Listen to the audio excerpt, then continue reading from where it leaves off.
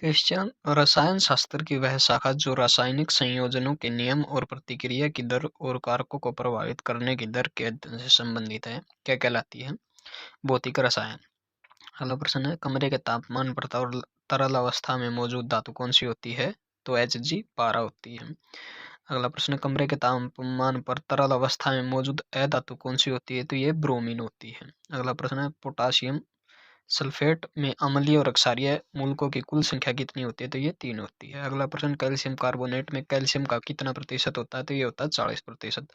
अगला प्रश्न, किन मौलिक कणों में द्रव्यमान के अनुपात का अधिकतम आवेश होता है? तो ये होता है इलेक्ट्रॉनों में। अगला प्रश्न, समान परमाणु द्रव्यमान वाले विभिन्न तत्वों के परमाणु क्या कहलाते हैं? आइसोबार्स। अगला प्रश्न, सोडियम परमाणु A11 में इलेक्ट्रॉनिक वितरण कैसा होगा? तो ये होगा पहले ऑर्बिट में 2, फिर दूसरे ऑर्बिट में 8 और तीसरे ऑर्बिट में 1।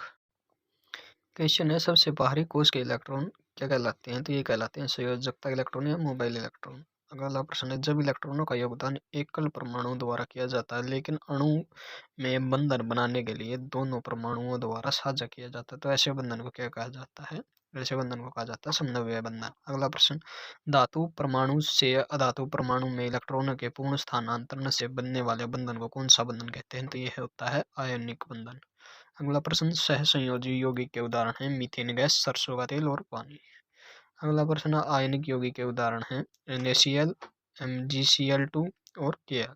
अगला प्रश्न है, सहसंयोजक बंध बनाने के लिए प्रत्येक परमाणु द्वारा योगदान किए गए इलेक्ट्रॉनों की संख्या को किस रूप में जाना जाता है? संयोजकता के रूप में। अगला प्रश्न है, किस अणु में क्रम से सिंगल, डबल, ट्रिपल सहसंयोजक बंध होते हैं? वे Cl2, O2 और N2 हैं। प्रश्न, इलेक्ट्रॉन किन दो वर्णों से जुड़े हैं? तो ये तरंग और कण से जुड़े हैं। अगला प्रश्न है, बोर का परमाणु सिद्धांत किस पर आधारित है? तो यह आधारित है क्वांटम सिद्धांत पर। अगला प्रश्न है, इलेक्ट्रॉनों की अधिकतम संख्या क्रम से इन p, d और f ऑर्बिट्स में कितनी होगी? तो ये होगी 2, 6, 10 और 14। अगला प्रश्न है, रासायनिक आबंध के निर्माण का कारण किसका अधिकरण है? तो यह है अष्टक व्यवस्था या न्यूनतम ऊर्जा का। अगला प्रश्न है, रासायनिक अभिक्रिया का कारण क्या है?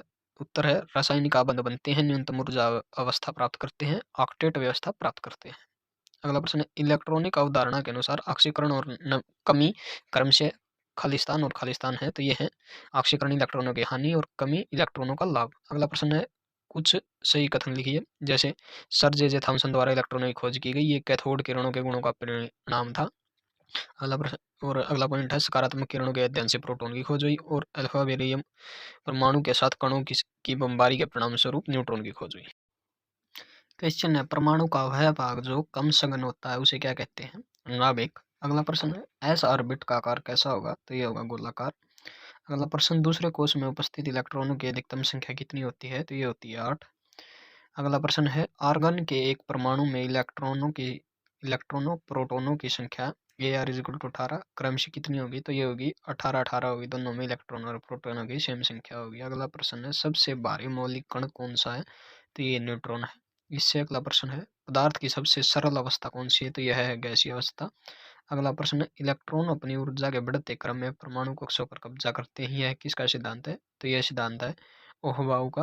अगला प्रश्न है, यदि E आवेश है और M उप परमाणु कणों के इलेक्ट्रॉनों का द्रव्यमान, तो किस उप परमाणु कण में आवेश का द्रव्यमान अनुपात अर्थात E/M मान सबसे कम होगा? तो ये होगा न्यूट्रॉन में।